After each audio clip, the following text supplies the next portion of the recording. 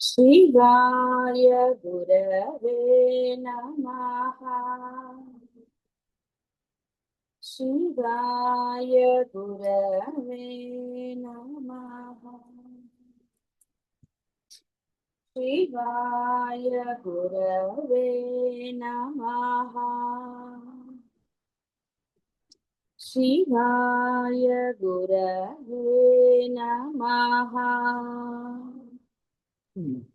అమ్మ సర్వరూపధారిణి, సర్వాధార, ఇవన్నీ నామాలకి చెప్పండి. ఇవన్నీ కూడా ఆ అమ్మ యొక్క ఆ సుప్రతిష్ఠ అనే దానికి ఇంకా బాగా మనకి ఆ అమ్మ యందు విశ్వాసం కలిగి ఈవిడ మనని రక్షించి తీరుతుంది. కేవలం రక్షణే కాదు, ఈ యొక్క ఏదైతే జీవుడిగా అనేక బాధలు పడుతున్నారో ఆ బాధల నుంచి విముక్తి కూడా కలుగచేస్తుంది.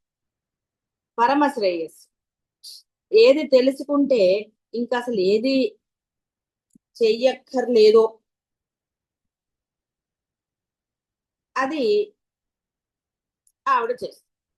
అంటే ఈ జీవితం ఏమిటో తెలిసిన తర్వాత ఇది ఏమిటి తెలుసుకోవాలి, ఎలా ఉండాలో. ఇప్పుడు ఇన్ని రోజులు జీవుడిగా ఎలా ఉండాలో ఎలా ఉండకూడదు అని పెద్ద తలకాయ నొప్పి, ఏమిటి ఏమిటి అనేది ఇప్పుడు తెలిసిపోయింది.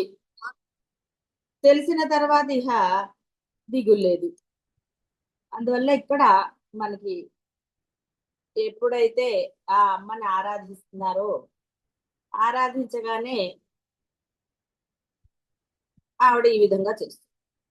అయితే ఎలా ఆరాధించాలో ఇవన్నీ పెద్ద హెడేక్ కదండి అంటే ఏమీ లేదు. అమ్మ నువ్వు కావాలి అనడానికి పెద్ద హెడేక్ ఏముంది, అసలు ఏమీ లేదు, చాలా సింపుల్.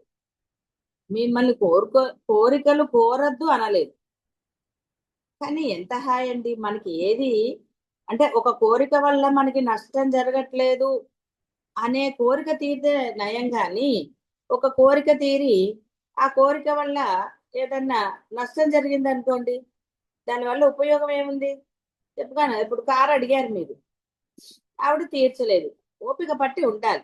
ఎందుకు, ఒకవేళ ఆ కారు వల్ల మీకు ఏదైనా యాక్సిడెంట్ అని రాసి ఉంది అనుకోండి, ఆవిడ అది తీయాలి కదా ఆ కర్మని మీ దగ్గర నుంచి. దానికి కొంత ఆవిడ ఏదో కసరత్తులు చేస్తూ ఉంటుంది. ఆవిడకి ఆ టైం ఇవ్వాలి మనం. ఇస్తే ఆవిడ కూడా ఆ కర్మలు తీసేసి ఆ కారుని మెయింటైన్ చేసే స్థితి, అలా అమ్మ శ్రేయస్సుని కలుగజేస్తుంది, అందులో సందేహం లేదు. సరే నీలో ఆ సహనం అంటే అర్థం, సహనం ఎప్పుడు వస్తుందండి, విశ్వాసం ఉన్నవాడికే సహనం ఉంటుంది. విశ్వాసం లేని వాళ్ళకి సహనం కలగదు దాకా కలగదు, ఎట్టి పరిస్థితుల్లోనూ కలగదు వాళ్ళకి. ఎందుకంటే వాడికి ముందే అసహనం. ఏదో సినిమాల్లో లాగా హామ్ ఫట్ అనగానే వాడి కోరికలు తీరిపోవాలి, వాడి అవసరాలు తీరిపోవాలి, అట్లా వాడు అనుకుంటూ ఉంటాడు. అందువల్ల అమ్మ మీద ఈ పరమ విశ్వాసం కలిగితే ఇహ వాడికి ఆ సహనము సహజంగా లభిస్తుంది.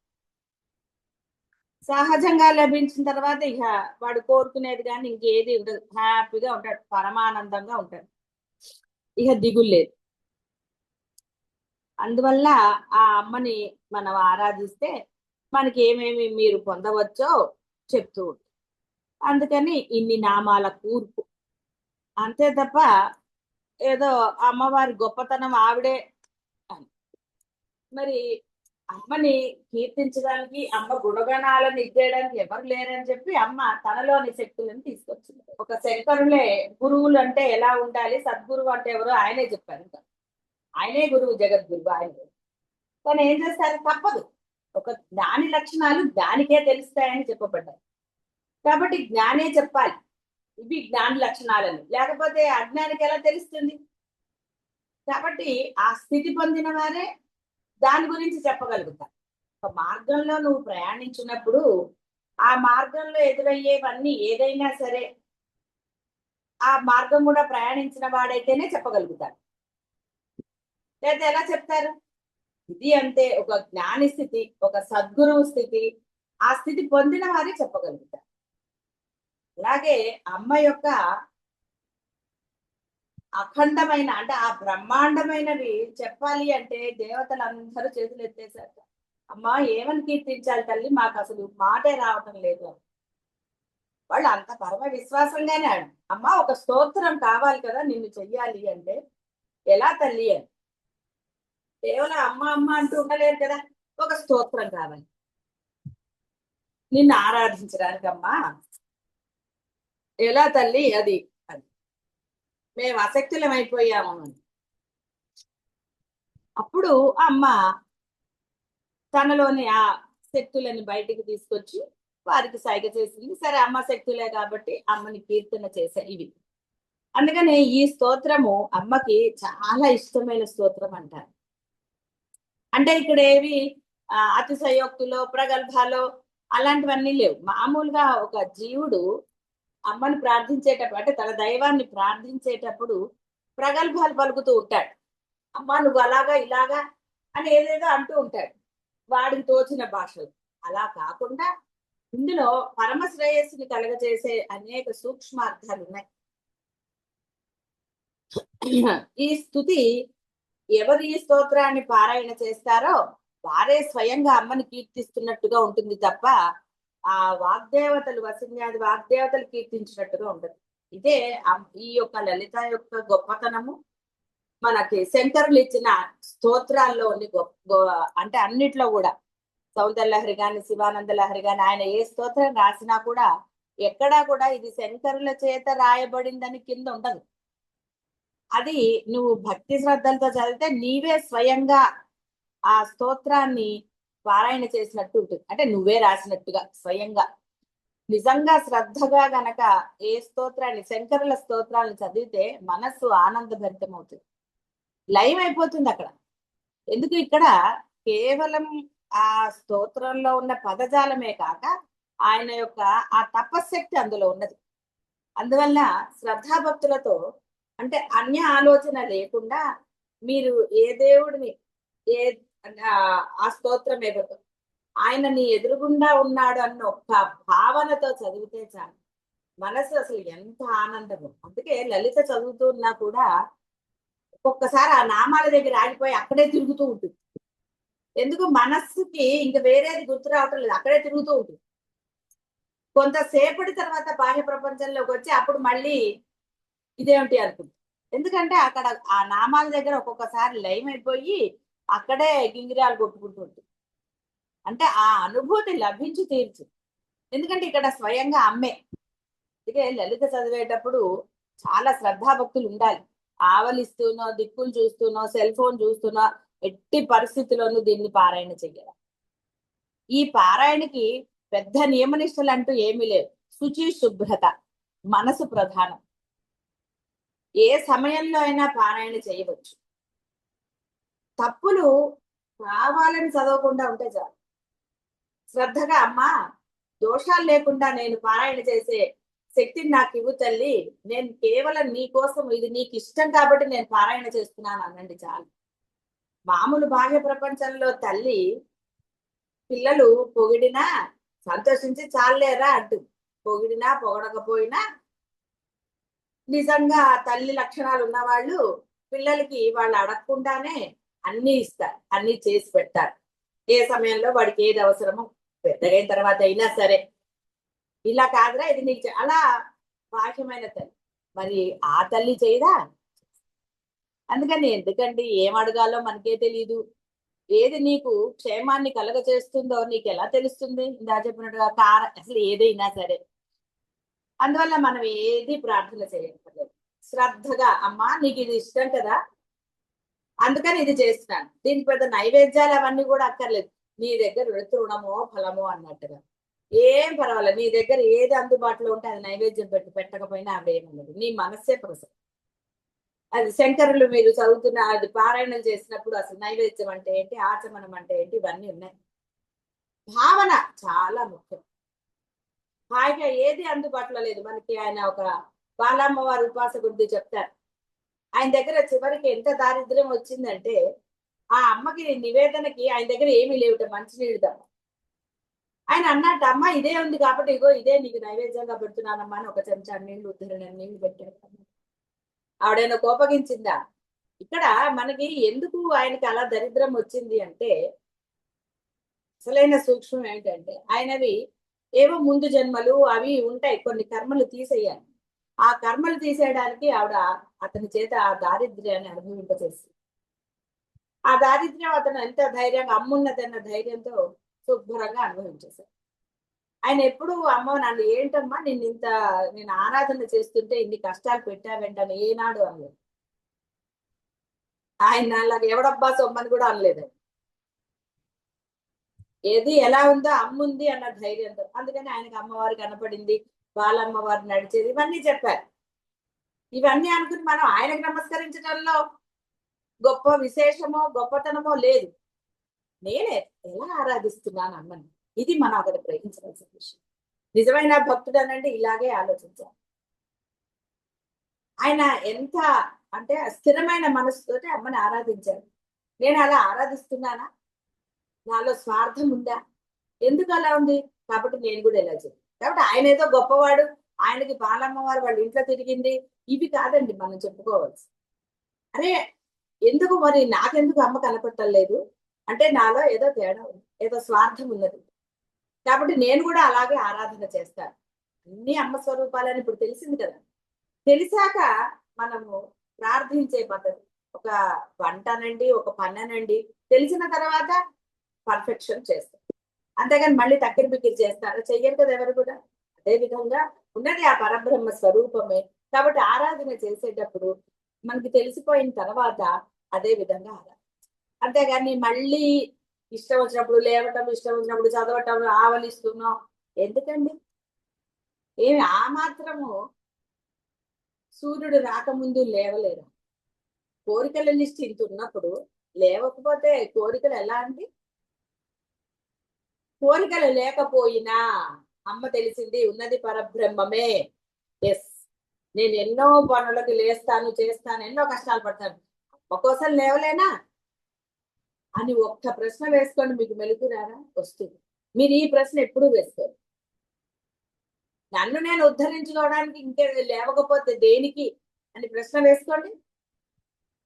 సమర్థింపులకు వెళతారు తప్ప నిష్కర్షగా ఒక ప్రశ్న వేసి వెలుగు రాదా? ఎన్ని లౌకికమైన వాటి గురించి లేవలేదండి, లేవలేదా? ఎన్నో చేశారు, ఎన్నో కష్టమైన పనులు చేశారు.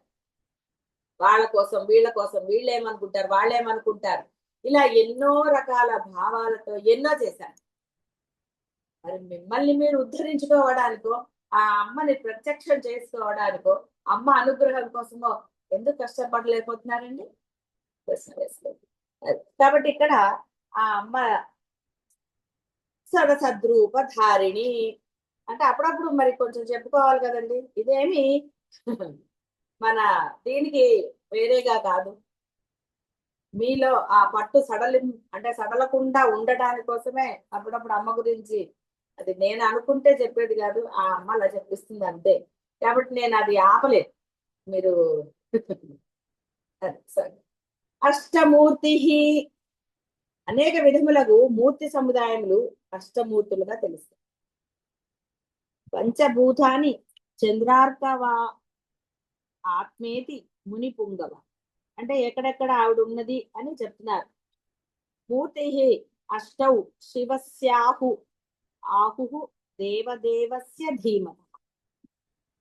భవుడు, ఈశ్వరుడు, ఈశానుడు, పశుపతి, రుద్రుడు, ఉగ్రుడు, భీముడు, మహాదేవుడు, ఇవి మనకి అష్టమూర్తులని శివుడికి చెప్తారు.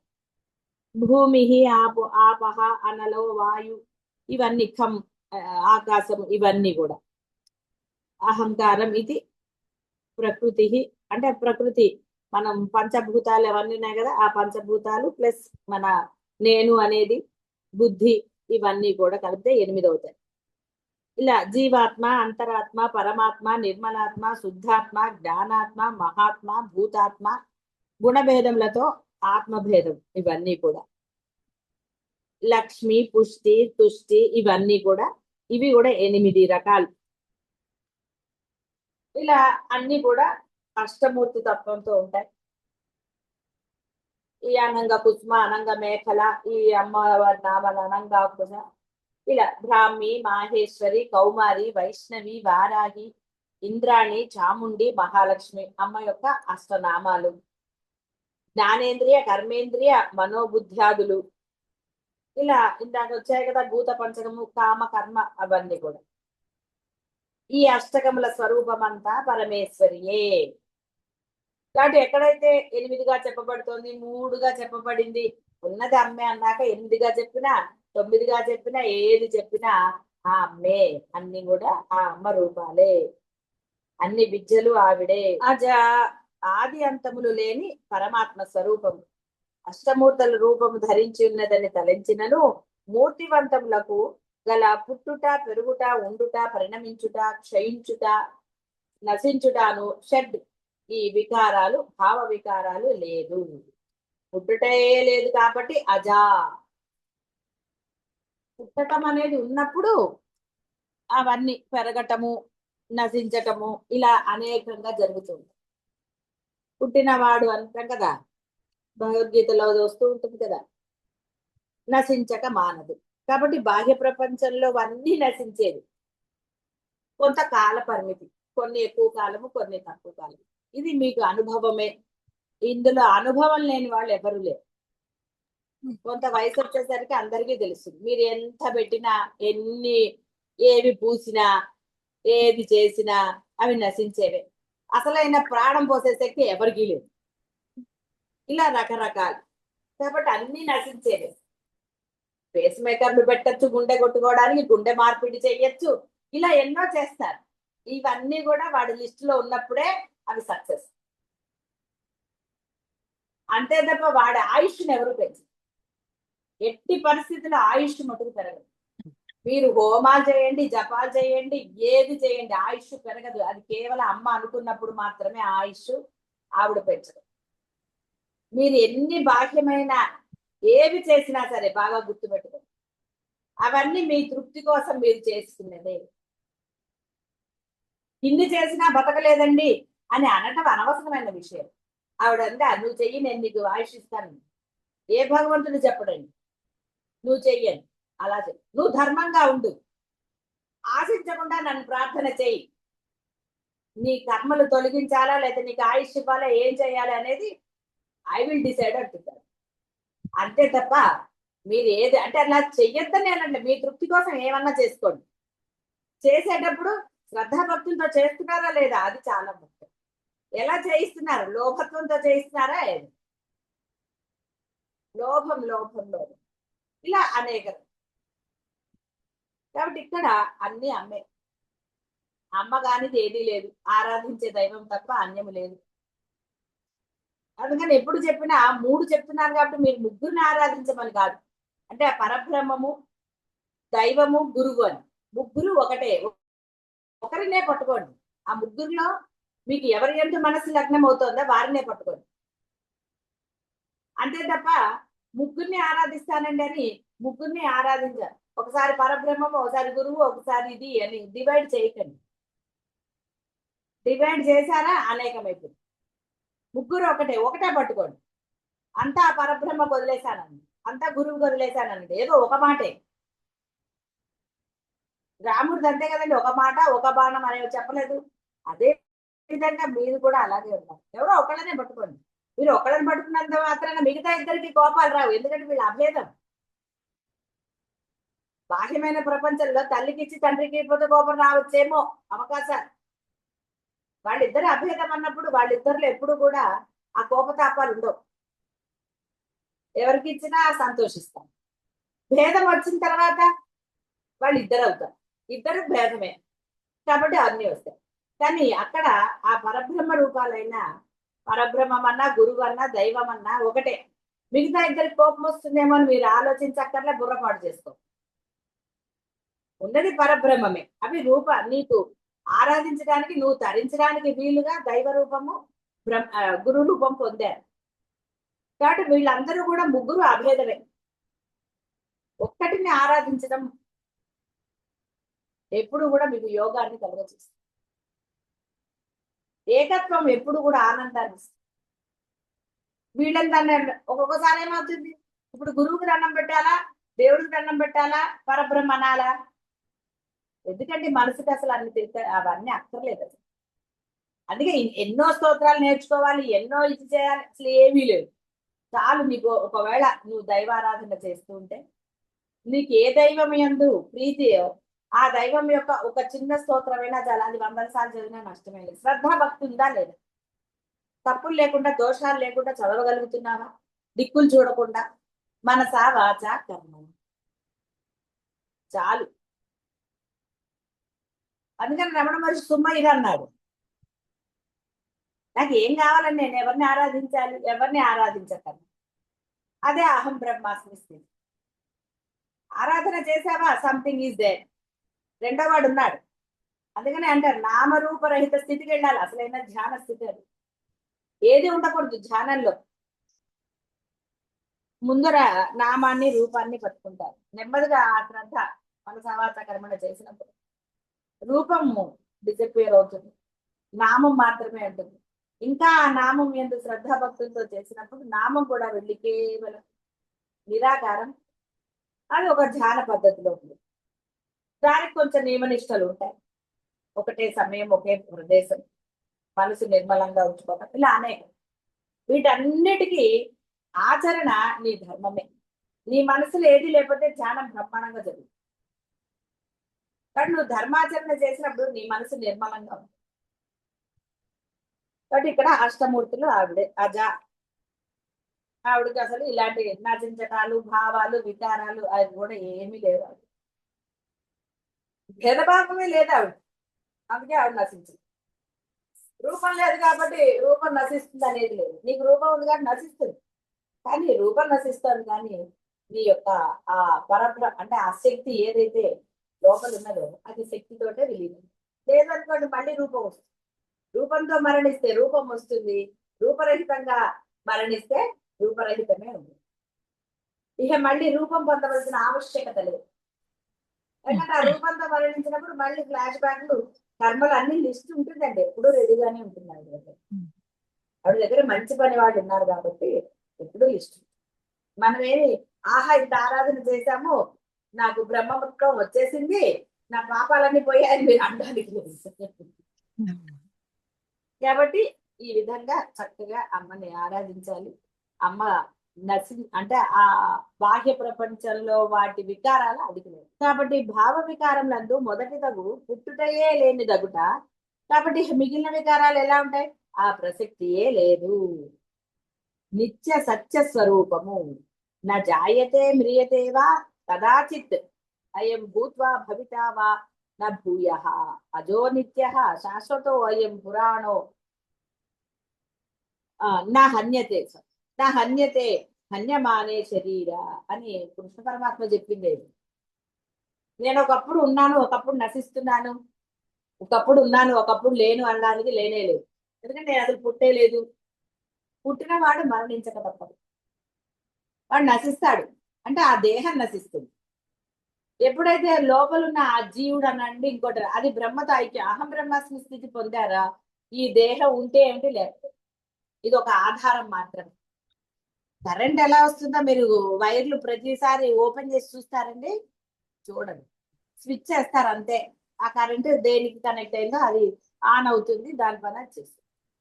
కాబట్టి ఇక్కడ ఈ విధంగా అమ్మవారు అంటే అష్టమూర్తి, ఏ భావ వికారం లేని ఆ అమ్మమూర్తి. ఎక్స్పైరీ డేట్ ఉన్నది కాదు, పుట్టింది ఫలానా రోజు అన్నప్పుడు ఎక్స్పైరీ డేట్ ఉండిది. ఇప్పుడు వస్తువులకు పెట్టట్లేదండి, నూనెకు కూడా పెడుతున్నాను, ఆయిల్ కూడా ఎక్స్పైరీ డేట్. ఇలా రకరకాలు. కాబట్టి బాహ్య ప్రపంచంలో అవన్నీ అలాగే ఉంటాయి. జైత్రి రాక్షస వధ అనంతరము దిగ్విజయ సూచకముగా ఆ జైత్ర ఉత్సవం చేశాక అమ్మకి, అందువల్ల అమ్మవారు జైత్రి అనబడుచున్నది. శరన్నవరాత్రి అంతమున సర్వదైత్య సంహార సూచకముగా దశమి అందు దిగ్విజయోత్సవాన్ని నేటికి జరుపుతారు కొంతమంది. ఈ దశమి విజయదశమి అని సంజ్ఞ కలిగి ఉండుటయు సమస్త జనానికమునకు విశదముగా అంటే అందరికీ తెలిసిందే. విజయదశమి, నరకాసుడు చనిపోతే దీపాలు వెలిగించి చేసుకోలేదు, అదే విధంగా ఇక్కడ విజయదశమి. మూల ప్రకృతి అనబడు అజ్ఞానాన్ని జయించి తన వశంలో ఉంచుకొనిన జ్ఞాన స్వరూపిణి అమ్మ. సర్వమును జయించి తనకు లోబరుచుకొని సర్వమును అతిక్రమించి ఉంటున్నది. పంచకృత్య పరాయణే లోక వ్యవస్థను విధానించి సర్వ ప్రపంచములను ఏకైక ఆధిపత్యముగా పాలిస్తోంది. కాబట్టి అమ్మ జైత్రి. మరి 10 మంది అధికారులు ఉంటే కష్టం కదండి. ఇంతమందిని పెట్టుకున్నా, ఇప్పుడు ఆఫీసులో ఒక్క బాస్ అండి, బాసు సూపర్ బాస్ అని ఏదో అంటూ ఉంటారు. ఏ బాస్ అయినా నిర్ణయం ఒకళ్ళదే. వీళ్ళొక నిర్ణయం వాళ్ళొక నిర్ణయం తీసుకుంటే నానా గోల అయిపోతుంది. అందుకని ఒక బాస్ ఉంటాడు, కింద 3 మంది ఉండొచ్చు, ఈ సెక్షన్ ఆ సెక్షన్ అని. ఎన్ని సెక్షన్లు ఎన్ని పెట్టినా వాళ్ళందరూ ఆవిడ మాట వినాలి. అంటే సూపర్ బాస్ మాట బాస్ మాట వినాలి. ఎప్పుడు బాస్ ఒకడు ఉంటేనే హాయిగా ఉంటుంది. ఇట్లా కూడా కుటుంబ వ్యవస్థ అయినా ఒకరి మాట అయితే అది కరెక్ట్ గా జరుగుతుంది. ఆ పూర్వకాలంలో కూడా బయట అంటే ఆ బాహ్యం అంతా పురుషులు చూసుకునేవారు, ఇంటి వ్యవహారాలు స్త్రీలు చూసేవారు. అందుకని వాళ్ళు ఆనందంగా అన్నేళ్ళు జీవించారు. ఇప్పుడు నానాగోల, నీది నాది, నీ రూము నా రూము, నీ ఖర్చులు నా ఖర్చులు, అంటే అన్నిట్లో భేదమే. ఇంట్లోనా బయట అని కాదు, ప్రతి దాంట్లో నాకు చెప్పక్కర్లేదు. ఇలాంటివన్నీ ఎన్నో చెప్పాలి. అవన్నీ అటువైపు వెళ్ళను నేను, ఎందుకంటే అది పెద్ద హెడేక్ అని. ఒక్కొక్కరి అభిప్రాయాలు ఒక్కొక్కటి, ఎవరి ఇష్టాన్ని ప్రకారం, ఎవరి ఇంటి పరిస్థితుల ప్రకారం వాడు. అమ్మ ఏకచక్రాధిపత్యం. అలానే ఆవిడ నిరంకుశత్వం కాదు. అలా అందరూ ఆ అమ్మని అంగీకరించారు. అమ్మ మా వల్ల కాదు, మాకు తెలియదు కాబట్టి నువ్వేం చెప్తే అదే ఆచరణలో పెడతాం. అంతే తప్ప వాళ్ళని ఆవిడ జయించింది అంటే టాట్ అనలేదు, అధికారంతో చేయలేదు. బాసున్నాడను, నీకు ఆఫీసులో ఇష్టం ఉంటే ఉద్యోగం చేయి, లేకపోతే మానేయి. అంతే తప్ప నిన్ను ఎవరు ఇబ్బంది పెడతారు? ఆప్షన్ లేదు అది తర్వాత విషయం. ఇక్కడ అట్లా అమ్మకి ఆప్షన్ లేదని కానీ అమ్మ కింద ఉన్నవాడు అలా ఏమి. ఆవిడ మహారాజ్ని, ఆవిడ అంగీకరించారు వాళ్ళు. అమ్మ నువ్వే, అమ్మవైనా నువ్వే శ్రీమాత. వెంటనే మహారాజ్ని, మా నీవే మమ్మల్ని పాలించాలి. కాబట్టి శ్రీమత్ సింహాసనేశ్వరి అమ్మా. వేరే సింహాసనం ఏంటమ్మా, మా మనస్సులేని మేమే నీకు ఆసనాలు తల్లి, మా హృదయంలో తిష్టవై. అందుకని మొదటివన్నీ ఆ సూక్ష్మార్థాలు. చిదగ్ని కుండ సంభూత చిత్. ఈ అగ్ని లోపల, అగ్ని ఏంటండి? ఈర్ష్య, అసూయ, లోభాలు, కామక్రోధాలు, ఇవన్నీ అగ్నిలే. ఆ అగ్నిలో ఎప్పుడైతే ఈ జీవుడు పడిపోయాడు, అహంకారం సమర్పించమంది కదా, నిన్ను నువ్వు సమర్పించుకుంటే అప్పుడు అవి నశించి అమ్మ బయటకు వస్తుంది. ఇక్కడ దేవకార్య సముజ్జత అనేది బయటకు తీసుకుంటే నీలో కూడా దేవకార్యం జరుగుతుంది. అప్పుడు దేవకార్యం అంటే అహం బ్రహ్మాస్మి, అదే అసలైన దేవుడు అనగానే, దేవ అనగానే మీరు ఆ బయట దేవుళ్ళని తీసుకోకర్లా. నీ యొక్క జన్మ సార్థకత ఏదో అదే అసలైనది. అది జరిగింది. అప్పుడు ఆ ఉద్యద్భాను అని, అప్పుడు ఆ ప్రకాశం, ఆనందం ఉంటుంది. ప్రకాశం అంటే అర్థం ఏంటి? ఆనందం. కాబట్టి అది నీలో. మళ్ళీ ఎక్కడికో వెళ్తే ఎక్కడికో వెళ్ళిపోతాం నేను ఆపేసుకో. కాబట్టి అమ్మ జైత్రి. ఇక్కడ జైత్రి అనగానే కేవలం అమ్మని కాదు, ఆ అమ్మని ఎప్పుడైతే నువ్వు సుప్రతిష్ఠ చిదగ్నికుండ సంభూత, ఆ విధంగా నువ్వు నీ అహంకారాన్ని సమర్పిస్తావో, నీ జీవభావాన్ని వదిలేస్తావో, అప్పుడు నీవు జైత్రి. ఎందుకంటే అభేదం, జీవ బ్రహ్మైక్యము జరిగిపోయింది. నీవు కూడా విజయం సాధించావు. నీలో వికారాలు లేవు, ఏదీ లేవు. ఈ దేహం పట్ల అనవసరమైన అభిమానం కానీ, బంధాల పట్ల, అసలు దేని పట్ల ఏ భావము లేదు. వ్యవహారం జరుగుతుంది అంతే. వ్యవహారం పట్ల ఏ విధమైన ఇది లేదు. ఏది ఎలా జరగాలో అలా జరుగుతూ ఉంటుందండి. అనవసరంగా అయ్యో అయ్యో అనక్కర్లా. హాయిగా ఏది ఎలా ఉందో దాన్ని అలా యాక్సెప్ట్ చేసుకుంటూ వెళ్ళిపోతే అదే పరమానందం, అదే జైత్రి. లోకయాత్రా విధాయిని, లోకయాత్రా విధాయిని చెప్పలేదు. వ్యవహారం జరుగుతున్నాయి అంటుంది, దాని గురించి పెద్ద వరి అవ్వక్కర్లేదు. 14 భువనములందును జనించినట్టి ప్రతి జీవికిని ఆయా లోకములను ఆచరింపదగు వ్యవహార విషయక విధానం అంతయు ముందుగానే నిర్ణయించి ఉండినది అగుట లోకయాత్ర విధాయి. అందరికీ ఆవిడ ఆల్రెడీ పెట్టింది. గృహస్థు ఇవి అవి అన్నిటికీ ఉన్నాయండి, శాస్త్రం చెప్పబడి. నువ్వు నీ ఇష్టం ఉన్నట్టుగా మార్చుకుంటే ఆవిడ ఏం మాట్లాడదు, సాక్షిగా ఉంటుంది. నీ ఇష్టం వచ్చినట్టు చేసావు కాబట్టి ఆవిడ ఇష్టమైనవి చేస్తూ ఉంటుంది నీకు. నువ్వు అనుభవించవలసి వస్తుంది.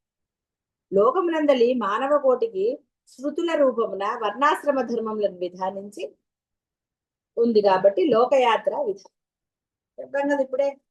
గృహస్థుకి ఎవరి ధర్మాలు వాళ్ళవండి. కేవలం గృహస్థి పని కాదు, నీ ఉద్యోగ ధర్మం, నువ్వు ఒకవేళ పాలకుడు అయితే పాలనా ధర్మం, ఇలా అన్ని కూడా ఆ వేదం నుంచి గ్రహించే ఇచ్చారు. దానికి పురాణాలను జోడించారు. రాముడు ఇలా చేశాడు, ఇది కృష్ణ పరమాత్మ, ఇగో ఈ విధంగా నువ్వు చేస్తే కనుక ఇది రామరాజ్యం అవుతుంది, అందరూ ఆనందంగా ఉంటారు ప్రభువు పట్ల. జైత్రి స్వార్థం లేకుండా ఎవరైతే ఆ నిస్వార్థంగా పాలన చేస్తారో, ఇలా శృతుల రూపంలో మనకి వర్ణాశ్రమ ధర్మాలు. జీవులు పూర్వజన్మను ఆచరించిన కర్మలకు అనుభావ్యమగు ఫలానుభవంన కుచితమగు కళేబరముల అన్యోన్య అనుసంధానమును ప్రాప్తింపజేస్తుంది. జీవులు గత జన్మలో మనోవాక్కాయ కర్మలను కాంక్షించి ప్రయత్నించి ఆయుర్ధాయు చాలమిని ఆచరింపజాలని, అంటే ఆయుర్ధాయం సరిపోక ఆచరింపజాలని అభీష్ట శేష పరిసమాప్తికై తగు తనువులను ప్రాప్తింపజేస్తుంది లోకయాత్ర. ఉన్నారు కదా కృష్ణ పరమాత్మ క్లియర్ గా చెప్పి, నువ్వు ఎవరిలో ఏదనుకుంటూ పోతావో మళ్ళీ అదే ఇది కథ చెప్పుకున్నాం కదా, అది అక్కడ దాచిపెట్టాడు ధనం, కొడుకులకి చెప్పలేదు, ప్రాణం పోయింది. ఆ డబ్బు మీద మమకారంతో అతను ఎన్ని జన్మలు ఎత్తాడో కథలో ఉంది కదా, అవేం అబద్ధాలు కాదండి. అందుకనే ఆయన మామ అనుస్మరణ అన్నాడు. అంత్యకాలే, ఎవరు దేనిని స్మరిస్తారో అంత్యకాలంలో దానినే పొందుదురుగాక. ఇప్పుడు అమ్మ చెప్పింది కూడా అదే. అయితే అనుకోవచ్చు, అమ్మయ్య అంత్యకాలంలో అన్నారు కదండి, నేను ఆ టైంలో నామస్మరణ చేస్తాను అంటే నిద్రలో పోతే ఇంకా చేసేది. కాబట్టి ఆ స్థితి కలుగుతున్నప్పుడు అసలు నువ్వు ఇప్పుడు పోతావని ఎలా తెలుస్తుందండి మీకు? ఎవరికి తెలుస్తుంది? సాధనా పరులకు తెలుస్తుంది. ఇక ఆయుష్ అయిపోయింది, ఇక ప్రాణం విడవవలసి వస్తుంది అని. అలా ఆ కొంత జ్ఞానం అనండి ఆ వాటి గురించి. సో అది తెలుస్తుంది ఎప్పుడు పోతారు ఏమిటి అనేది. అంతే, దాన్ని వాళ్ళు ఏమి అనౌన్స్ చేయరు ఫలానా అప్పుడు పోతానని. అప్పుడు ఆ దాని ప్రకారంగా వారున్న స్థితిని బట్టి ఏదో చేస్తారు. ఒక భీష్ముడికి ఆ యొక్క వరం ఇచ్చారు అప్పుడు. కాబట్టి ఇక్కడ మనం తెలుసుకోవాల్సిందే అది, ఏ క్షణంలో నీ ప్రాణం పోతుందో నీకే తెలియదు. కాబట్టి అంత్యకాలంలో నేను స్మరణ చేస్తానని ఎలా అనగలుగుతాం? ఊపిరి పీల్చి వదిలే లోపల ప్రాణం పోవచ్చు, అసలు ఏది నువ్వు చెప్పదు. కాబట్టి అంత్యకాలంలో చేస్తానండి, ఇప్పటి నుంచి ఎందుకు, ఇంకా బోర్డు సంపాదించాలి, బోర్డు వస్తువులు కొనాలి, బోర్డు ఇళ్ళు కట్టాలి, లేదా ఇంకోటి ఏదో చేయాలి, నగలు గోల ఇవ్వాలి. ఎన్నో విన్నారు, చూశారు, అన్నీ. కాబట్టి పరమ సత్యం తెలిసిన తర్వాత కూడా వాటి యందు ఆ తాపత్రయాలను నశింపజేసుకుంటే ఆనందంగా ఉంటారు. కాబట్టి అమ్మ ఎలా చేస్తుంది? నీ యొక్క దాన్ని బట్టి నీ యొక్క జన్మని, కాబట్టి ఉచితమగు ఫలానుభవనము, నీ యొక్క ఏదైతే చేసావో దానికి ఉచితమైన జన్మలే ఇస్తుంది. కాబట్టి పావుగా పుడతావా, కుక్కగా పుడతావా, లేదా ఇంకోట అనేది నీ కర్మలు. అందుకనే కర్మలు చేసేటప్పుడు చాలా జాగరూకతతో ఉండాలి. చాలా మంది ఏంటంటే ఆ సమయంలో ఉచిత అనుచితాలు మర్చిపోయి అవతల వాడిని నానా రకాలుగా హింసించటము, పదజాలంతో అంటారండి. రకరకాల పదాలు వాడతారు, భయంకరమైన పదజాలం వాడతారు. కానీ వాళ్ళు మర్చిపోయేది ఈ యొక్క కర్మల గురించి. నువ్వు ఒకరిని ఆ అసభ్య పదజాలనతోటో అనకూడని మాటలు అంటూ ఉంటే నువ్వు ఆ సమయంలో పోక్కర్లా, కానీ ఇదంతా లిస్ట్ పెట్టింది కదండి ఆవిడ, నువ్వు అనుభవించి తీరవలసిందే. ఇలా పురాణంలో కూడా మనకి అనేక రకమైన ఎవరు ఏ విధంగా అంటే అవతల వాళ్ళని హింసించారా, ఇంకోటి వీటన్నిటికీ కూడా ఉంటాయి. వల్ల ఎందుకంటే తెలిసిన తర్వాత కూడా ఉన్నది పరబ్రహ్మ స్వరూపమే అని తెలిసాక ఎందుకంటే ఇంకొక రూపాన్ని భయంకరమైన పదజాలంతో వారిని అవమానించటము ఎందుకు చెయ్యటం అసలు? ఇంకెందుకో సాధన దేనికి? పరబ్రహ్మని నమ్మానో గురువున్నారనో ఇంకోటో దేనికి? మీరు గురువుని భావించగలిగితే అవతలి వారిలో మీరు వారిని తిట్టగలరా? అంటే గురువుని తిడుతున్నాను, నేను ఒకరిని తిడితే ఇది నా గురువుకి చెందుతుంది అన్న ఒక భావన మీ నోట్లోంచి అసభ్య పదజాలను రాణిస్తుందా? ఇవన్నీ నేను ఆరాధించే దైవ రూపాలే, బ్రహ్మస్వరూపాలే అనే పరమసత్యం నీకు తెలిసింది కదా. తెలిసిన తర్వాత నువ్వు ఆ పదజాలము వాడితే ఎంతటి అవమానం, ఎంతటి దోషం అండి నీకు. వాళ్ళ అవమానాల గురించి కాదు, నీవు పొందే దోషం గురించి ఆలోచించు. ఎందుకంటే ఇంకో జన్మ, అప్పుడు జన్మరాహిత్యం అసలు ఎలా పొందుతావు? ఆనందం ఎలా లభిస్తుందండి? ఒకరిని తిట్టాక ఆవేశం వస్తుంది, ఇంకోటి వస్తుంది. ఆనందం వచ్చిందా? హాయిగా నవ్వుతూ అందరితో సరదాగా ఉండండి. ఏమిటి ఎందుకు అసభ్య పదజాలన, లేదా వారి గురించి చెడ్డగాను ఇంకోటో దేనికోసం? ఆడంబరాల కోసమో ఇంకో దానికోసమో దేనికండి? దానివల్ల మరలా మీరు అనవసరమైన భయంకరమైన జన్మలు పొందుతారని తెలిసి కూడా మానలేకపోతున్నామని డైలాగులు కొట్టకూడదు. మీరు నిశ్చయించుకుంటే పర్వాలేదులే, చెప్పాను కదా. మీరు ఎక్కడా కూడా ఇంకో జన్మ పొందితే అక్కడ ఏదో తెలియదు కదండి అనకండి. ఒక్క మానవ జన్మలో తప్ప ప్రతి జన్మలో మీకు మీ ఫ్లాష్ బ్యాక్ గుర్తు చేస్తుంది. కాక అరవడానికి వీటన్నిటి కూడా మన పెరియవారు కూడా చెప్తారు. ఎంగిల్ తినవలసి వస్తోందిరా, కాక ఎంగిల్ పదార్థాలే కదా తినేది. ఎంగిలి తినవలసి వస్తుంది, నువ్వు అలాంటి వెధవ పనులు చేయకు, చక్కగా ధర్మంగా ఉండు అని. ఇలా ఎన్నో ఉన్నాయి మనకి. మన వశిష్ఠ రామాయణంలో కూడా చెప్పబడ్డాయి కొన్ని జన్మలు ఎందుకు వచ్చాయి. అవన్నిటికన్నా మీరు సాధన అన్నారు, ఉన్నది ఆ పరబ్రహ్మమే అంటున్నారు, గురువే అన్నారు, దైవమే అన్నారు. మరి ఒక దైవాన్ని మీరు వల్ల చక్కగా అందరూ కూడా ఇంత అమ్మే ప్రపంచం నందలి సర్వజీవజాలమును నిత్య జీవన విధానమున వేయింపనగుచుండు తమయందలి పంచభూత పదార్థాంశమును పంచమహాభూతముల నుండి జీవలోకమునకు జీవ అవధి పర్యంతము సంకర్వింపజేయుచుండు సమకూర్చుచుండున్నది పరమేశ్వరు. మరి నువ్వు బతుకున్నంత వరకు నీకు అన్ని ఇవ్వాలి కదా.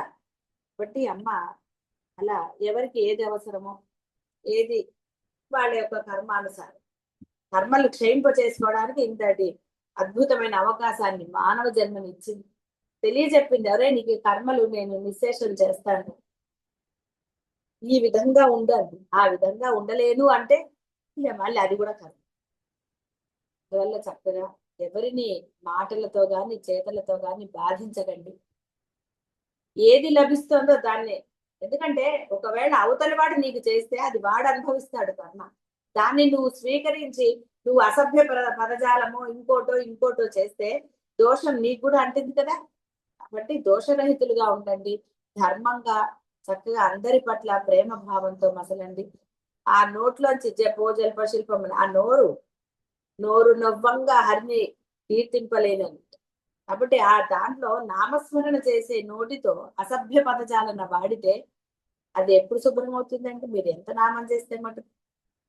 ఇక్కడ 10 నిమిషాలు నామస్మరణ చేసి మీరు 2 నిమిషాలు ఆ నోట్లోంచి అసభ్య పదజాలన వాడితే ఇది మొత్తం పొడు. ఇంత వృధానే మీరు చేసే సాధన అంతా కూడా బూడిదలో పోసిన పన్నీర్ అంటే. ఆ విధంగా వృధా చేసుకోకండి మీ సాధనని. సాధన ఏంటి దృష్టి పెట్టి చక్కగా ధర్మాచరణ ప్రేమాచరణ చెయ్యండి. శుభం భూయాలు.